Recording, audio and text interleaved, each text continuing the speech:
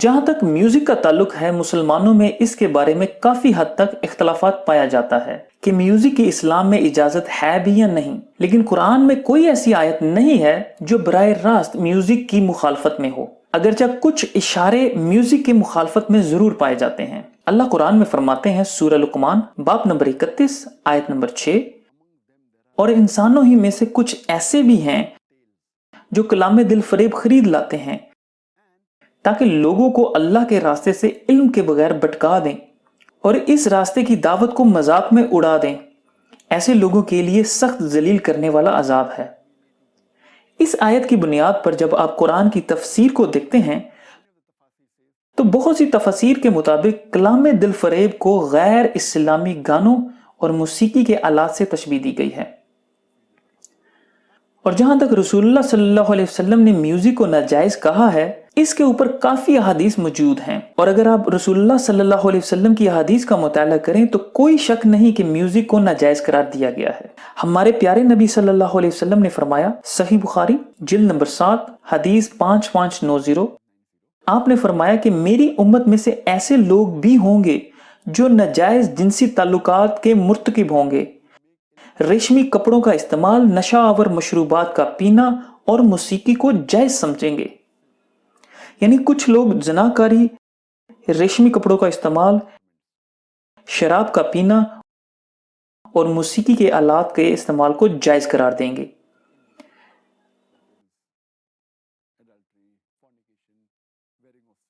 अगर आप हदीस का मुताला करें तो आज हम जानते हैं कि शराब हराम है, जनाकारी हराम है, और क्योंकि मौसीकी के आलात के बारे में हदीस में इन दूसरी हराम चीजों के साथ जिक्र आया है, इसलिए मौसीकी भी नाजायज है।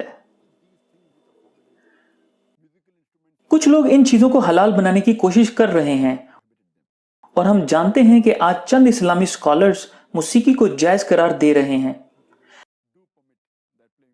लेकिन अगर हदीस को देखा जाए तो बात बिल्कुल वाज़ेह है कि यह अमल हराम है।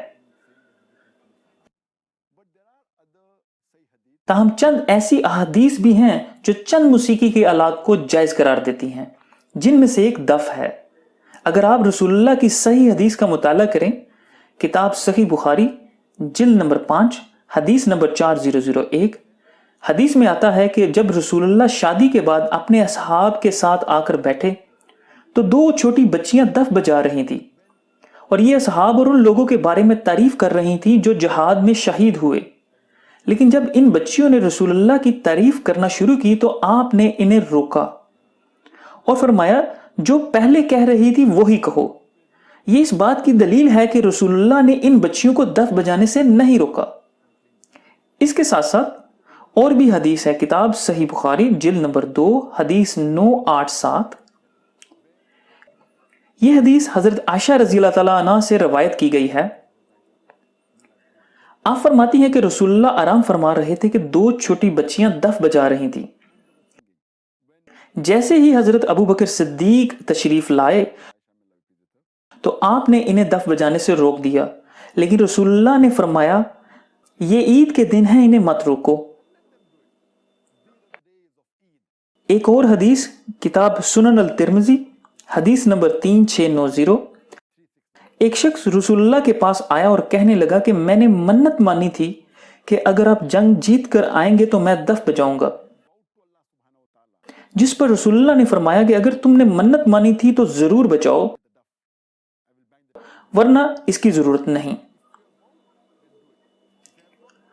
तो इन हदीस से मालूम होता है कि दफ के अलावा तमाम मौसीकी के आलात नाजायज हैं।